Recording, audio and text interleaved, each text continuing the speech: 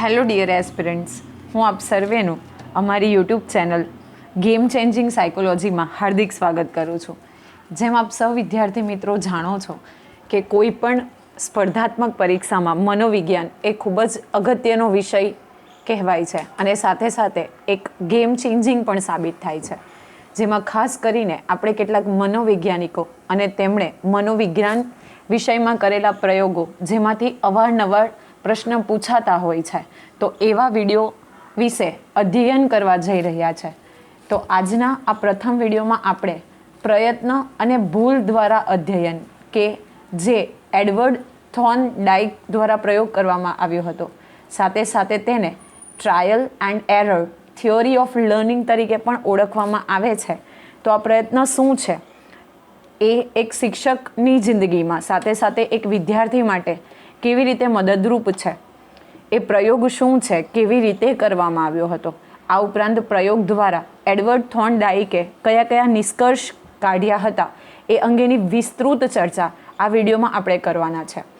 Video શરૂ કરતાં પહેલાં જો આપને આ વિડીયો પસંદ આવે તો આપ લાઈક, કમેન્ટ અને શેર કરશો, જેથી કરીને આવનારા ભવિષ્યમાં આ અંગે અમે વધુ વિડીયો અપલોડ કરી શકીએ.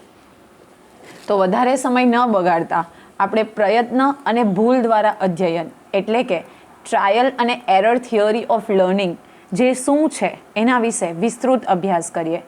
સૌપ્રથમ તો આપ સૌ જાણો છો કે જ્યારે આપણે કોઈ પણ પ્રયત્ન કરતા હોઈએ એટલે કે ટ્રાયલ કરતા હોઈએ તો એની સાથે ભૂલ થવાના એટલા જ ચાન્સીસ હોય છે, એટલે કે એરર થવાના એટલા ચાન્સીસ હોય છે. અને આ અંગેની સાબિતી આપણા જે મનોવૈજ્ઞાનિક છે એડવર્ડ એલ થોર્નડાઇક, એમણે આ સિદ્ધાંતનું પ્રતિપાદન કર્યું હતું. તો પ્રખ્યાત મનોવૈજ્ઞાનિક એડવર્ડ એલ થોર્નડાઇક કે જેમનો સમયગાળો છે 1874થી 1949, તો તેમણે પ્રયત્ન અને ભૂલ દ્વારા અધ્યયનનો સિદ્ધાંત આપ્યો છે. એટલે ટ્રાયલ અને એરર થિયોરી ઓફ લર્નિંગના અધ્યેતા અથવા તો પિતા તરીકે કોને ઓળખવામાં આવે છે? તો તમારો જવાબ આવશે એડવર્ડ એલ થોર્નડાઇકને. તેમણે ખાસ કરીને બિલાડી, ઉંદર અને અન્ય પ્રાણીઓ પર પ્રયોગો કર્યા હતા. ઘણી વખત સ્પર્ધાત્મક પરીક્ષામાં આ પ્રશ્ન પણ પૂછાયેલો છે, તો તમે નોટ કરી લેજો કે થોર્નડાઇકે કયા કયા પ્રાણીઓ પર પ્રયોગ કર્યા છે. તમને 3-4 ઓપ્શન આપવામાં આવ્યા હોય છે, જેમાં એક જે છે એ રાઈટ છે. જનરલી આપણને બધાને એવું ખબર હોય છે કે ફક્ત ને ફક્ત એમણે બિલાડી ઉપર પ્રયોગ કર્યો છે, પરંતુ એ પણ એટલી જ વાસ્તવિકતા છે કે તેમણે ઉંદર ઉપર પણ પ્રયોગ કરેલો છે. તો ખાસ તમારે ધ્યાન રાખવાનું છે કે બિલાડી અને ઉંદર ઉપર તેમણે પ્રયત્ન કર્યા છે અને સાથે સાથે એ પ્રયત્નને અંતે એમણે જે પ્રયત્ન અને ભૂલ દ્વારા અધ્યયન એટલે કે ટ્રાયલ અને એરર થિયોરી ઓફ લર્નિંગ છે એના સિદ્ધાંત તારવવાના પ્રયાસ કર્યા છે. ઘણી વખત હવે જે હું ચર્ચા કરવા જઈ રહી છું એ પ્રકારનો ક્વેશ્ચન પણ તમને ટેટ ટાટ, એચ ટાટ જેવી એક્ઝામમાં પૂછાઈ શકે છે કે તેમણે કઈ યુનિવર્સિટીમાં અથવા તો કઈ શિક્ષણની સંસ્થામાં અધ્યાપક તરીકેની સેવા કરી હતી, તમને ઓપ્શન સ્ટેટમેન્ટમાં પૂછાઈ શકે છે. તો એમણે 1899થી લઈને 1939 સુધી કોલંબિયા યુનિવર્સિટીમાં શિક્ષક પ્રશિક્ષક સંસ્થામાં મનોવિજ્ઞાનના અધ્યાપક તરીકે સેવા આપી હતી. તો તમને જ્યારે આપણે અપકમિંગ વિડીયોઝમાં ચર્ચા કરીશું, પાવલોવ છે, થોર્નડાઇક છે, સ્કિનર છે, તો એવા બધા વૈજ્ઞાનિકોએ અલગ અલગ યુનિવર્સિટીમાં તેમની સેવા આપી છે. તો સ્પેશિયલી આપણે જ્યારે એડવર્ડ થોર્નડાઇકની વાત કરી રહ્યા છે તો તેમણે કોલંબિયા યુનિવર્સિટીની અંદર મનોવિજ્ઞાનના પ્રોફેસર તરીકેની સેવા આપી હતી. હવે આપણે વાત કરીએ કે જે થોર્નડાઇકે બિલાડી ઉપરનો પ્રયોગ કર્યો છે તો એ પ્રયોગ શું છે? તો સૌપ્રથમ આ પ્રયોગનું પ્રતિપાદન કરવા માટે એમણે એક ભૂખી બિલાડીને કોયડા પેટીમાં એટલે કે સમસ્યા પેટીમાં મીન્સ પ્રોબ્લેમ સોલ્વિંગ જે બોક્સ હોય છે એ પ્રકારના બોક્સમાં પૂરી હતી. પછી હું તમને એનો ફોટો પણ બતાવીશ જેથી કરીને તમને વધારે ક્લિયર થઈ જાય. હવે જ્યારે આપણે વાત કરીએ છીએ કે આ કોયડા પેટીમાં બિલાડીને પૂરવામાં આવી હતી તો તેની પાછળ સ્પેશિયલ ટર્મ્સ એન્ડ કન્ડિશન હતી. તો એમાં એ પ્રમાણે એક જ માર્ગ હતો જેમાંથી બિલાડી જે છે એ બોક્સમાંથી બહાર આવી શકે. એટલે આપણે એવું કહી શકીએ કે પેટીની રચના વિશિષ્ટ પ્રકારની હતી. એટલે અંદર જવા માટે અને આવવા માટે, એન્ટ્રી અને એક્ઝિટ માટે એક કોમન વે હતો, એટલે કે એક જ દરવાજો હતો. અને એમાં પણ બીજી એક કન્ડિશન એવી હતી કે જ્યારે બિલાડી પેટીના બાણાની કડી અમુક ચોક્કસ દિશામાં ફેરવે તો જ એ બાણું ખુલી શકે. જેમ આપણને બધાને ખબર છે કે આપણા ઘરમાં પણ ડોર હોય છે, તો અમુક ચોક્કસ દિશામાં જ્યારે આપણે એની જે કડી હોય છે એટલે કે જે સ્ટોપર હોય છે એને ફેરવતા હોઈએ તો અમુક ચોક્કસ દિશામાં જ્યારે આપણે એને ટર્ન કરીએ ત્યારે જ એ ખુલે છે અને બંધ થાય છે. એવી જ રીતે આ પેટીમાં પણ એવા પ્રકારે રચના કરવામાં આવી હતી કે જો એ અમુક ચોક્કસ દિશામાં એને ફેરવે તો જ એ પેટીનું બારણું ખુલી શકે અને એ બહાર આવી શકે. બિલાડી બહાર નીકળવા ચોક્કસ પ્રયત્ન કરે તે માટે પેટીની બહાર બિલાડી જોઈ શકે એ રીતે ખોરાક રાખવામાં આવ્યો હતો. હવે આ ખૂબ અગત્યનું છે, કારણ કે જો તમે બિલાડીને અંદર પૂરી દો પણ એની સામે કોઈ ચોક્કસ ગોલ નથી તો એ બહાર નીકળવા માટે કદાચ પ્રયત્ન ન કરે.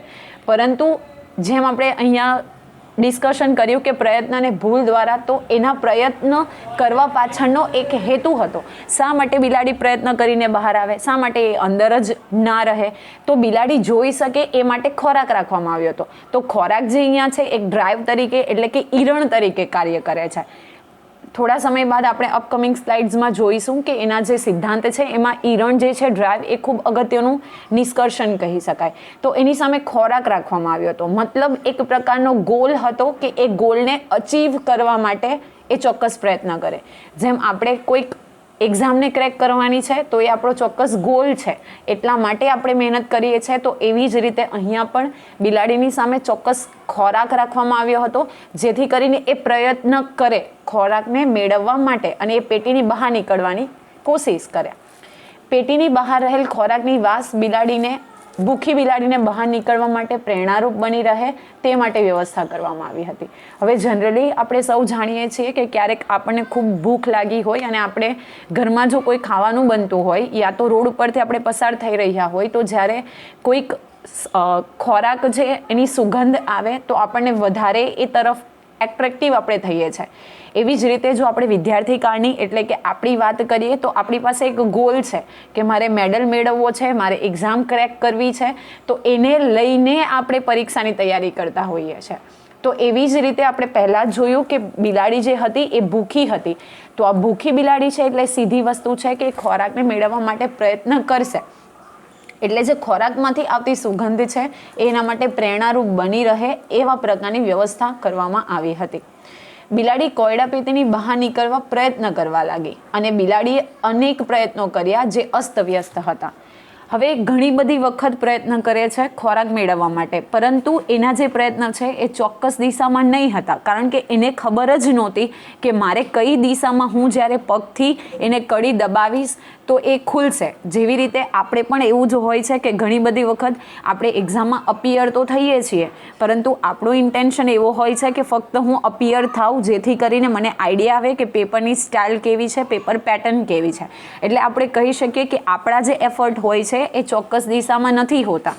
તો અહીંયા પણ બિલાડી જ્યારે સ્ટાર્ટિંગમાં પ્રયત્ન કરે છે તો એ અસ્તવ્યસ્ત હતા, એની પાસે કોઈ ચોક્કસ આઈડિયા નહીં હતો કે એ કેવી રીતે બહાર નીકળી શકે. આ પ્રયત્ન દરમિયાન અચાનક જ બિલાડીથી બાણાની કડી ખુલી ગઈ અને આ જ પ્રક્રિયા ફરીથી કરવામાં આવી ત્યારે પણ બિલાડીને ભૂખ લાગી જ હતી.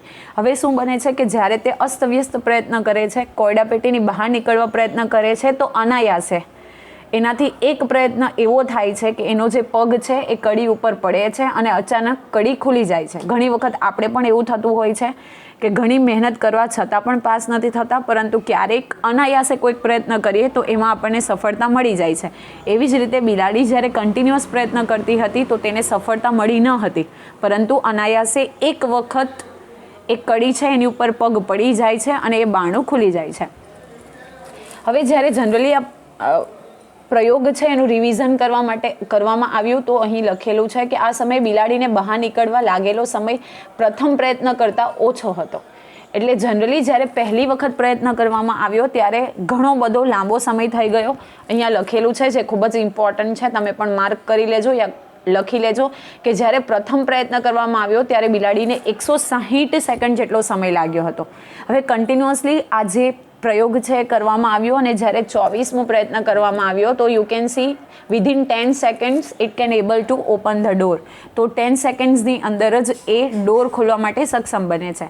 કહેવાનો મતલબ એવો છે કે જ્યારે પ્રથમ પ્રયત્ન કરવામાં આવ્યો ત્યારે કન્ટિન્યુઅસલી એ ફાઇન્ડ કરતી હતી કે મારે કયા ડાયરેક્શનમાં પગને કડીને ટચ કરું જેથી કરીને એ ડોર જે છે ઓપન થાય.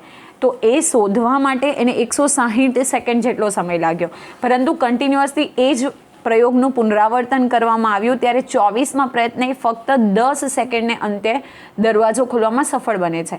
કહેવાનો મતલબ એ છે કે જ્યારે તમે વારંવાર કોઈક વસ્તુનું પુનરાવર્તન કરો છો તો શોર્ટ સ્પેન ઓફ ટાઈમમાં તમે ઘણું બધું શીખી શકો છો. પ્લસ વારંવાર પુનરાવર્તન કરીએ તો આપણે નવું શીખીએ છીએ, ભૂલ થવાના ચાન્સીસ છે એ પણ ઘણા ઓછા હોય છે. તો આ વસ્તુ આપણી લાઈફમાં પણ એટલી જ એપ્લિકેબલ બને છે કે કન્ટિન્યુઅસલી આપણે કોઈક વસ્તુનું પુનરાવર્તન કરતા હોઈએ તો આપણે ભલે પ્રયત્ન વધુ કરવા પડે પરંતુ એનાથી ભૂલ થવાની શક્યતા પણ ઓછી છે. હું તમને બીજું એક એક્ઝામ્પલ આપું કે જ્યારે તમે કોઈક નવો મોબાઈલ ફોન પરચેસ કરો છો તો ઘણી બધી એફર્ટ્સ તમારે કરવો પડે છે. આપણે એની સાથે યુઝ જેટલું થવું હોય તો ઘણા બધા એફર્ટ્સ કરવા પડે છે, ઘણી બધી વખત ભૂલ થાય છે, પણ જ્યારે આપણે કન્ટિન્યુઅસલી એને યુઝ કરતાં શીખી જઈએ તો શોર્ટ સ્પેન ઓફ ટાઈમની અંદર આપણે ઇઝીલી ઓપરેટ કરી શકીએ છીએ. બીજું એક તમને એક્ઝામ્પલ આપું કે જ્યારે આપણે નાના હોઈએ, ચાલવાની શરૂઆત કરીએ કે સાયકલ શીખીએ તો ઘણી બધી વખત પડી જઈએ છીએ, પરંતુ એક સમય એવો આવે છે કે આપણે ભૂલ ઓછી કરીએ છીએ.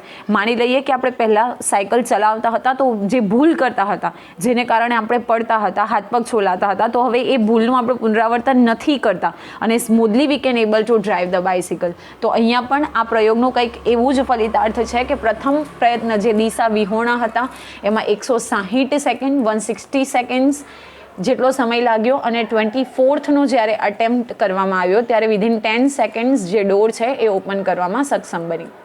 તો આ પ્રકારના પ્રયત્નો જ્યારે કરવામાં આવ્યા ત્યારે થોર્નડાઇકે જોયું કે પછીના દરેક પ્રયત્નોમાં બિલાડી દ્વારા કરાતા દિશાવિહીન પ્રયાસોમાં તેને બહાર કાઢવામાં જે સમય લાગ્યો હતો એમાં ઘટાડો નોંધાયો અને ફાઇનલી એક ટાઈમ એવો આવ્યો કે જ્યારે બિલાડી પ્રથમ પ્રયત્ને જ કોયડામાંથી વિધિન 10 સેકન્ડ્સ બહાર આવવા માટે એ સક્ષમ બની. તો આ વસ્તુ આપણી જીવનમાં પણ એટલી જ એપ્લિકેબલ છે કે જ્યારે આપણે પ્રયત્ન કરતા હોઈએ ત્યારે ભૂલ થવાના ચાન્સીસ ખૂબ ઓછા હોય છે, સાથે સાથે આપણને જે પરિણામ મળે છે એ ખૂબ જ પોઝિટિવ મળે છે.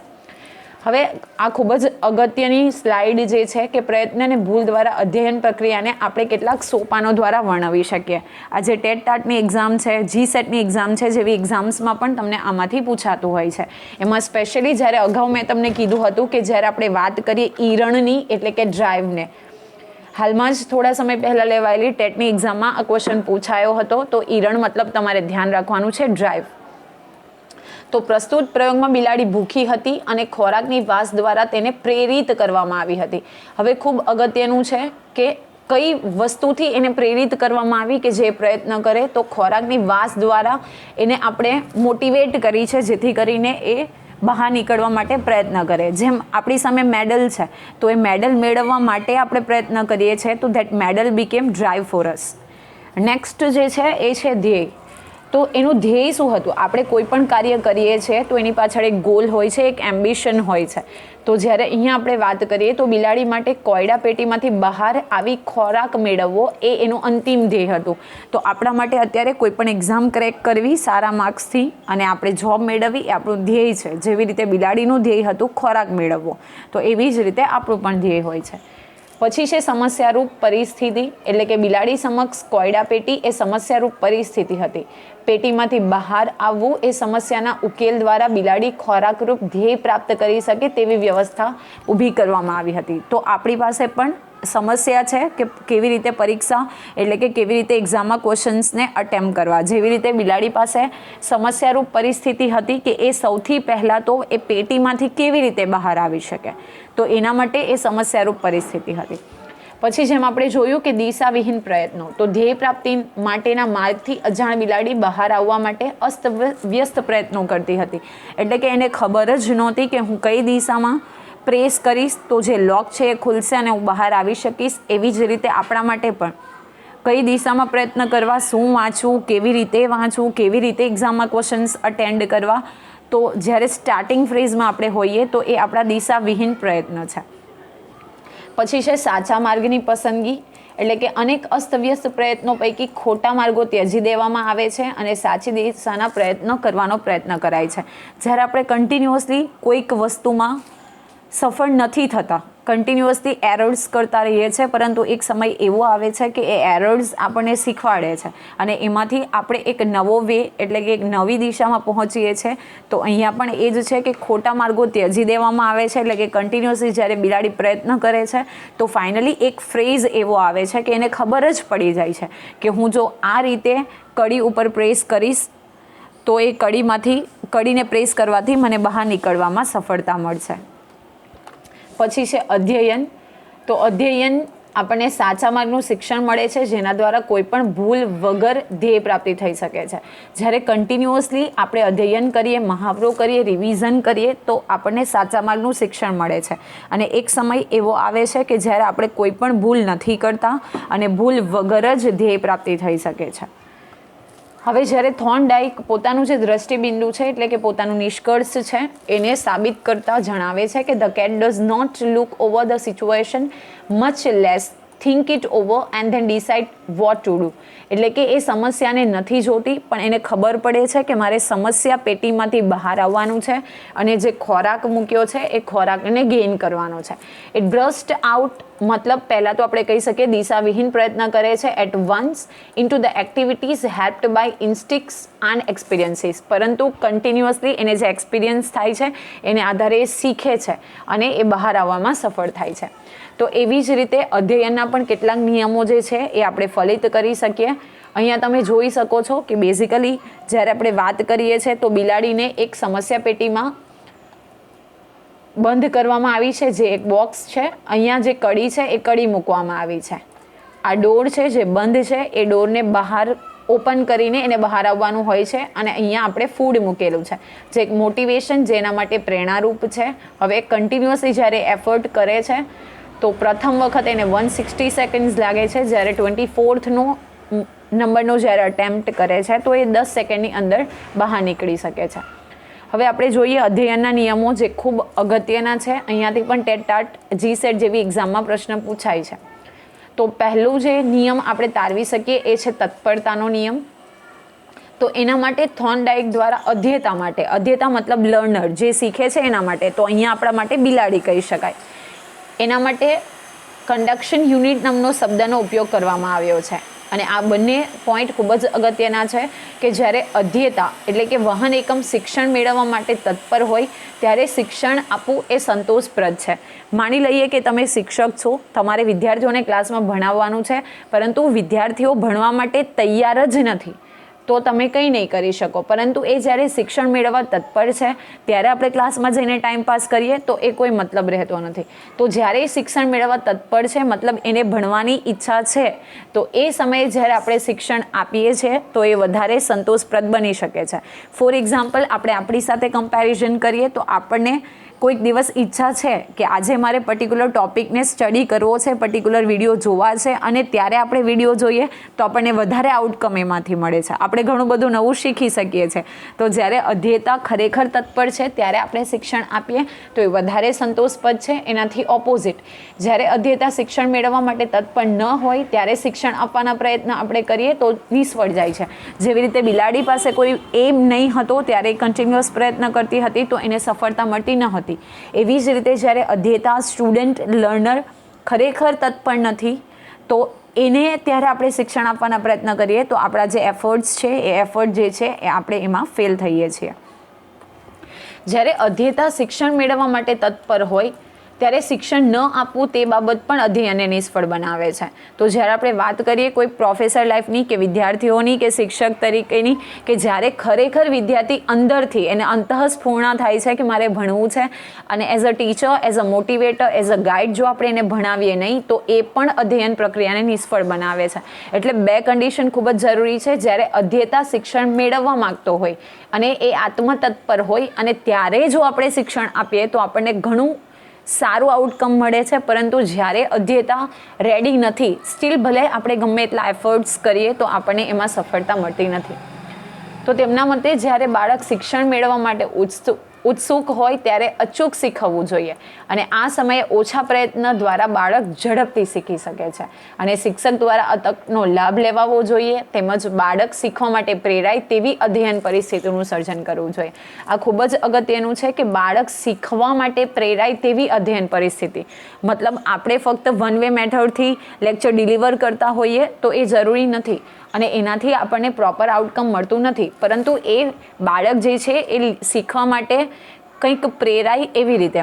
અપકમિંગ વિડીયોઝમાં આપણે જે છે બધા અધ્યયનના અભિગમો છે એ પણ ભણીશું, જેમાં બાલા એટલે કે building as a teaching aid કેવી રીતે ઉપયોગ કરી શકાય, સાથે સાથે પ્રજ્ઞા અભિગમ શું છે, જે ગવર્મેન્ટ દ્વારા સ્ટાર્ટ કરવામાં આવેલા કેટલાક કોન્સેપ્ટ છે જેથી કરીને બાળકો લર્નિંગ વાઇલ ડુઈંગના કોન્સેપ્ટથી, એટલે કે જ્યારે કોઈ કામ કરતા હોય તો એમાંથી શીખી શકે એવી પ્રકારની આપણે પરિસ્થિતિનું સર્જન કરવું જોઈએ. તો એ હતો આપણો તત્પરતાનો નિયમ. હવે બીજો નિયમ જે ફલિત થાય છે એ છે અસરનો નિયમ. તો થોર્નડાઇકના મતે અધ્યયન ત્યારે જ સાચા અર્થમાં સાર્થક બને છે અથવા તો શક્ય બને છે જ્યારે અધ્યયનમાંથી આનંદ અને સંતોષની લાગણી જન્મે. આ ખૂબ જ જરૂરી છે કે આપણે કોઈ પણ કાર્ય કરતા હોઈએ તો આપણને એમાંથી મજા આવવી જોઈએ, સંતોષ મળવો જોઈએ, તો અને તો જ એમાંથી સાચા અર્થમાં આપણે કંઈક શીખી શકીએ અને આપણને મજા આવે. તો સ્પેશિયલી જ્યારે આપણે અધ્યેતા એટલે કે લર્નરની વાત કરીએ છીએ તો એને અધ્યયનમાંથી મતલબ એ જે કંઈક શીખે છે, જે કોઈક એક્ટિવિટી કરે છે એમાંથી આનંદ અને સંતોષની લાગણી મળવી જોઈએ. સ્પેશિયલી જ્યારે થોર્નડાઇક આ જ વસ્તુને પોતાની વાતમાં રજૂ કરે છે કે when a modifiable condition between stimulus એટલે કે ઉદ્દીપક અને રિસ્પોન્સ એટલે કે જ્યારે આપણે પ્રતિક્રિયા આપીએ તો it is made is accompanied or followed by satisfying state of affairs. જ્યારે પણ આપણે કોઈ સ્ટિમ્યુલસ અને રિસ્પોન્સની વાત કરતા હોઈએ તો એ શેને ફોલો કરે છે, તો સેટિસ્ફાઈંગ એટલે કે આપણને એમાંથી કેટલું સંતોષ મળે છે એ, અને સાથે સાથે સ્ટેટ ઓફ અફેર આપણે કેટલા આનંદથી લર્નિંગ કરીએ છીએ, સાથે સાથે આપણે કેટલું સંતોષની લાગણીથી વ્યક્ત કરીએ છીએ તો એની ઉપર ડિપેન્ડ કરે છે. And that connection strength is increased when made and accompanied or followed by an annoying state of affairs its strength is decrease. તો જ્યારે અધ્યેતા કોઈ વસ્તુ શીખવા માટે તત્પર હોય ત્યારે આપણે કરીએ તો એમાં આપણને વધારો જોવા મળે છે, પરંતુ એ તૈયાર નથી કરવા માટે તો એનું આઉટકમ આપણને મળતું નથી, એમાં ઘટાડો જોવા મળે છે. બાળક માટે એવી પરિસ્થિતિનું સર્જન થવું જોઈએ જેના કારણે બાળક અસંતોષ કે દુઃખની લાગણી ન અનુભવે. ઘણી વખત બનતું હોય કે કોઈક પર્ટિક્યુલર લેક્ચરમાં ટીચર્સને જોઈને જ બાળક ભણવા માટે રેડી ન થતા હોય તો એવી વસ્તુ ન થવી જોઈએ. અસંતોષ કે દુઃખદ પરિસ્થિતિ અધ્યયન પ્રક્રિયાને અવરોધે છે. ઘણી વખત બાળક જે છે અધ્યેતા છે, લર્નર છે, મેન્ટલી ડિસ્ટર્બ હોય, મોબાઈલમાં હંમેશા રચ્યો પચ્યો રહેતો હોય તો એવી કન્ડિશનમાં એવી પરિસ્થિતિ જો કોઈ ઉદ્ભવે તો એ અધ્યયન પ્રક્રિયાને અવરોધે છે, એટલે કે અધ્યયન પ્રક્રિયા થઈ શકતી નથી. થોર્નડાઇકનો આ નિયમ અધ્યયન પ્રક્રિયામાં બદલો અને શિક્ષાની અસર સમજાવે છે. બાળકને પૂરો પડાયેલ બદલો એને નવું શીખવા માટે પ્રેરણા પૂરી પાડે છે, જ્યારે શિક્ષા બાળકને અધ્યયન માટે હતોત્સાહ કરે છે. બદલો મતલબ here you can take as a gift યા તો કોઈ રિવોર્ડ, મેડલ, ટ્રોફી. તો આપણે એવી કંઈક લાલચ આપીએ કે એના માઇન્ડમાં એવું કંઈક સેટ કરીએ કે આ વસ્તુ પૂર્ણ કરવાથી આ વસ્તુ મળી શકે. આપણે એને પ્રોત્સાહન આપીએ, મોટિવેશન આપીએ તો એને શીખવાની પ્રેરણા મળે છે. પરંતુ જ્યારે આપણે એને શિક્ષા કરીએ, જ્યારે આપણે એને પનિશમેન્ટ કરીએ તો એનો જે અધ્યયન માટેનો ઉત્સાહ છે એ નીચો થઈ જાય છે, એટલે કે હતોત્સાહની લાગણી અનુભવે છે. નંબર 3 છે પુનરાવર્તનનો નિયમ, ધ લો ઓફ એક્સરસાઇઝ. આ ખૂબ જ જરૂરી છે. જેમ જેમ આપણે પુનરાવર્તન કરતા જઈએ તેમ તેમ એરર થવાના ચાન્સીસ ઘણા ઓછા હોય છે, અને એટલા માટે જ આપણે એક પ્રોવર્બ પણ છે કે the practice max a main perfect. જેટલી આપણે પ્રેક્ટિસ કરીએ એટલા આપણે પરફેક્શન મેળવી શકીએ. તો પુનરાવર્તનનો નિયમ અધ્યયન પ્રક્રિયામાં મહાવરાનું મહત્વ સ્પષ્ટ કરે છે. મહાવરો મતલબ રિવિઝન, કન્ટિન્યુઅસલી એક્સરસાઇઝ. પુનરાવર્તનને કારણે ઉદ્દીપક પ્રતિચાર પ્રક્રિયાનું જોડાણ વધુ મજબૂત બને છે, અને આ પુનરાવર્તનના પણ 2 પેટા નિયમો છે. ફર્સ્ટ નંબર છે ઉપયોગનો નિયમ. તો ઉત્તેજક અને પ્રતિચારનું જોડાણ તેના વારંવારના ઉપયોગને કારણે વધુ સુદૃઢ થાય છે. વારંવાર ઉપયોગમાં લેવાતી બાબતો સરળતાથી યાદ રહે છે. કોઈ પણ વસ્તુનું આપણે જ્યારે પુનરાવર્તન કરતા હોઈએ તો એ પુનરાવર્તન કરવાથી આપણને જલ્દી યાદ રહી જાય છે, આપણને એક્સપિરિયન્સ થાય છે. સાથે સાથે વી કેન સે કે આપણી જે ભૂલ થતી હોય છે એ ભૂલ થવાના ચાન્સીસ ઘણા ઓછા રહે છે. ફોર એક્ઝામ્પલ અહીંયા લખેલું છે કે કોઈ પણ નવું શીખનાર વ્યક્તિ, વાહન ચલાવનાર વ્યક્તિને મહાવરાની જરૂર પડે છે અને વારંવાર જો તે ક્રિયા કરવામાં આવે તો એનાથી સારું અધ્યયન થઈ શકે છે. નવી જો કોઈક આપણે સ્ટાર્ટિંગમાં વાહન ચલાવતા શીખીએ છીએ તો કન્ટિન્યુઅસલી ઇટ વોન્ટ્સ પ્રેક્ટિસ, અને એક સમય એવો આવે છે કે પ્રેક્ટિસને પરિણામે આપણને ઇઝીલી આપણે એ વસ્તુને ડ્રાઈવ કરતાં શીખી શકીએ. Same thing applicable in learning also, that when we are continuously trying તો પછી એરર થવાના ચાન્સીસ ઘણા ઓછા રહે છે અને we will get good outcome from it. પછી છે અનુપયોગનો નિયમ. તો થોડો સમય સુધી ઉપયોગમાં ન લેવાનાર બાબત ભૂલાઈ જાય છે, એટલે કે ઉત્તેજક પ્રતિચારનું જોડાણ જે છે એ નબળું પડે છે અને ઘણા સમય સુધી ઉપયોગમાં લેવાતો ફોન નંબર ભૂલાઈ જાય છે. ધીસ ઇઝ ધ એક્ઝામ્પલ કે કન્ટિન્યુઅસલી આપણે કોઈક વસ્તુથી દૂર થતા જઈએ તો આપણે એક સમય અથવા તો એક ફ્રેઝ એવો આવે છે કે એ વસ્તુ ભૂલાઈ જાય છે. માની લઈએ કે ક્લાસમાં કોઈક વસ્તુ આપણે શીખવી છે તો આપણે એને કન્ટિન્યુઅસલી રિવાઇઝડ ન કરીએ, યા તો કોઈ પર્ટિક્યુલર ફ્રેઝ ઓફ ટાઈમ સુધી એને રિવાઇઝ ન કરીએ, તો મનોવિજ્ઞાન પણ એવું કહે છે કે જ્યારે કન્ટિન્યુઅસલી આપણે કોઈક વસ્તુનું રિવિઝન નથી કરતા, એને યાદ રાખવાની કોશિશ નથી કરતા, તો એ વસ્તુ આપણે ભૂલાઈ જાય છે. સાથે સાથે જે ઉત્તેજક અને પ્રતિચારનું જોડાણ છે એ પણ નબળું બને છે. એવી રીતે જ્યારે માની લઈએ કે કોઈક મોબાઈલ નંબર જે છે આપણે એનો યુઝ નથી કરતા તો એ નંબર ભૂલાઈ જાય છે. જેવી રીતે કોઈક ચેપ્ટર છે એનું આપણે રિવિઝન નથી કરતા તો પર્ટિક્યુલર ટાઈમ પછી એ ચેપ્ટર શું કહેવા માંગે છે, એમાં કયા ટોપિક્સ ઇન્વોલ્વ છે એ પણ ભૂલાઈ જાય છે. કહેવાનો મતલબ છે કે continuously if we want to gate result તો આપણે પ્રેક્ટિસ કરવી જ પડે છે. અહીં એક્ઝામ્પલ આપ્યું છે મેં કે બાળકે એક સમય મોઢે કરેલ કાવ્ય જો ફરીથી તેને બોલાવવામાં ન આવે તો બાળક તે કાવ્ય ભૂલી જાય છે. ઘણી વખત એવું બનતું હોય છે કે આપણે મગઅપ કરીએ છીએ, એટલે કે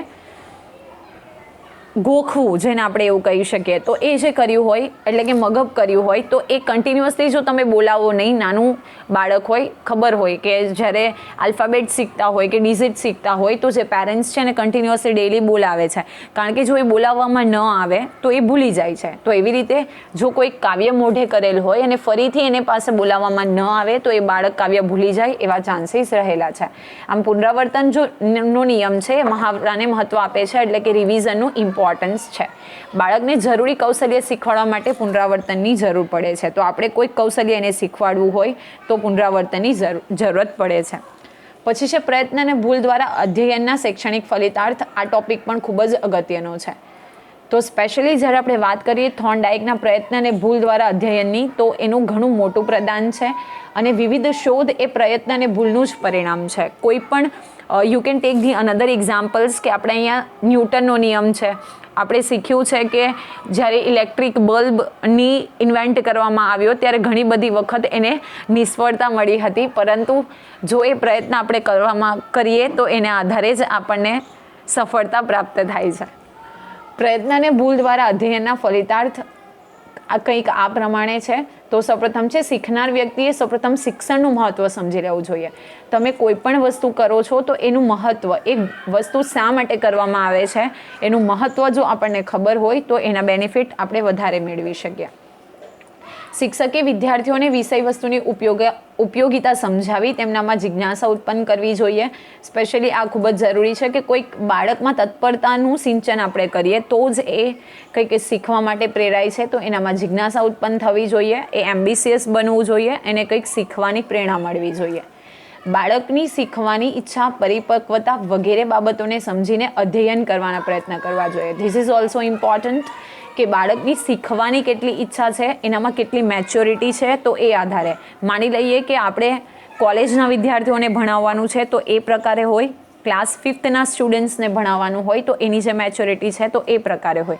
તો શિક્ષકે સૌપ્રથમ તો એની પરિપક્વતા અંગે સમજવું જોઈએ અને ત્યાર પછી પ્રયત્ન કરાવવા જોઈએ. થોર્નડાઇકના મતે માત્ર મહાવરો પૂરો પાડવાથી અધ્યયન શક્ય બનતું નથી. એટલે કે ફક્ત જો તમે પ્રેક્ટિસ કર્યા કરો તો એનાથી અધ્યયન શક્ય નથી બનતું, પરંતુ સાથે સાથે બાળકને તેના પરિણામ અને પ્રગતિ વિશેની પણ માહિતી પૂરી પાડવાથી બાળક વધુ શીખવા પ્રેરાય છે અને અધ્યયન પ્રક્રિયાને વેગ મળે છે. આપણે જ્યારે ક્લાસમાં ભણાવતા હોઈએ તો કન્ટિન્યુઅસલી ભણાવવાથી કે ખાલી રિવિઝન કરતા રહેવાથી જે આપણી લર્નિંગ પ્રોસેસ છે કમ્પ્લીટ નથી થતી. સાથે સાથે એનું પરિણામ અને પ્રગતિ વિશેની પણ માહિતી પૂરી પાડવામાં આવે છે. એટલે કે યુ નો વેરી વેલ કે after a particular time we are taking the exams of the children, અને એક્ઝામનું જે રિઝલ્ટ છે એ પણ આપણે જણાવીએ છીએ, જેથી કરીને બાળકની ભૂલ ક્યાં છે તો એ ફાઇન્ડ આઉટ કરીને વધુ શીખવા માટે પ્રેરાય છે અને સાથે સાથે એની જે લર્નિંગ પ્રોસેસ છે એ પણ સ્પીડ બને છે, એટલે કે એમાં ઝડપ આવે છે. શિક્ષકે બાળકને સમગ્ર અધ્યયન પરિસ્થિતિની સમજ આપવી જોઈએ અને વિવિધ વિષય મુદ્દાની સમગ્ર સમજ આપીને તેમાં રહેલ સામ્ય અને તફાવત સમજાવવો જોઈએ. કોઈ એક ટોપિક છે જેને આપણે સમજતા હોઈએ તો એને બીજા ટોપિક સાથે ઇન્ટરલિંક કરીને which are the common factors and which are the different factors, તો એ બંને વચ્ચેના ડિફરન્શિએટ પણ સમજાવવા જોઈએ, જેથી કરીને બાળકને સમગ્ર પરિસ્થિતિની પ્રોપર જે છે એ સમજ મળી રહે. બાળકોને જરૂરી બદલો પૂરો પાડવો જોઈએ. બદલો મતલબ મેં તમને પહેલાં પણ કીધું કે કોઈક વસ્તુ, કોઈક મેડલ કહી શકીએ આપણે, કોઈક પ્રાઇઝ કહી શકીએ, તો એ પૂરી પાડવી જોઈએ, જેનાથી કરીને બેઝિકલી બાળક જે છે એ શીખવા માટે વધુ તત્પર બને. નવા વિષય મુદ્દાની શરૂઆત સમયે તેને બાળકના પૂર્વજ્ઞાન સાથે ખસેડવાથી શિક્ષણ સંક્રમણનો લાભ મળે છે. જ્યારે આપણે કોઈક નવો ટૉપિક શીખવતા હોઈએ તો બ્રેઇન સ્ટ્રોમિંગ એક્ટિવિટી જેને આપણે કહી શકીએ કે એનું પૂર્વજ્ઞાન કેટલું છે એ તપાસવામાં આવે. ફોર એક્ઝામ્પલ, જ્યારે તમે ક્લાસમાં જઈને કોઈક ડાયરેક્શન ટૉપિક ભણાવવા માંગો છો તો you are not starting with the same topic. તમે એનું જે પૂર્વજ્ઞાન છે કે એને ખબર છે કે કેમ, કે દિશાઓ કેટલી છે, તો એ અંગે તમે પહેલાં એનું જ્ઞાન ચકાસશો, એનું બ્રેઇન સ્ટ્રોમિંગ કરશો. તમે બેઝિક ક્વેશ્ચન્સ પૂછશો, ફોર એક્ઝામ્પલ સૂર્ય ક્યાં ઉગે છે, કઈ દિશામાં ઉગે છે, તો you can get the answer that basically the sun rises in East. તો એના આધારે તમે જે ટોપિક છે એ સ્ટાર્ટ કરી શકો. માની લો કે for example you want to teach about earth, તો તમે પૂછશો કે આપણે ક્યાં રહીએ છીએ, તો ધીરે ધીરે કરીને step by steps you are getting the answer. તો ઇટ ઇઝ ઇમ્પોર્ટન્ટ કે તમે જે બાળકનું પ્રીવિયસ નોલેજ છે એ આપણે ચકાસીએ બ્રેઇન સ્ટ્રોમિંગ એક્ટિવિટીથી. ટૂંકમાં જે થોર્નડાઇકનો પ્રયત્ન અને ભૂલ દ્વારા અધ્યયનનો સમગ્ર નિયમ જે છે, અધ્યયન પ્રક્રિયામાં પ્રેરણા, બદલો અને મહાવરાનું મહત્વ દર્શાવે છે. તો આ 3 વર્ડ્સ જે છે તમારા માટે કીવર્ડ છે કે પ્રેરણા, મોટિવેશન, બદલો મતલબ તમે કયો એને રીએન્ફોર્સમેન્ટ કરો છો, તો એ, અને સાથે સાથે મહાવરો એટલે કે રિવિઝનનું મહત્વ દર્શાવે છે. તો આઈ હોપ કે આ એક્ઝામની પર્સપેક્ટિવથી ઘણો ઇમ્પોર્ટન્ટ વિડીયો છે અને આ થિયરીમાં તમને સમજ પડી ગઈ હશે. અને જો તમે આવા જ વિડીયો ઈચ્છો છો કે ભવિષ્યમાં અમે લાવતા રહીએ, તો તમે કમેન્ટ અને શેર કરો એન્ડ ઇવન લાઇક કરીને સબસ્ક્રાઈબ કરો. અને તમારા જે કોઈ સજેશન્સ હોય અમને કમેન્ટ બોક્સમાં જણાવશો. Thank you.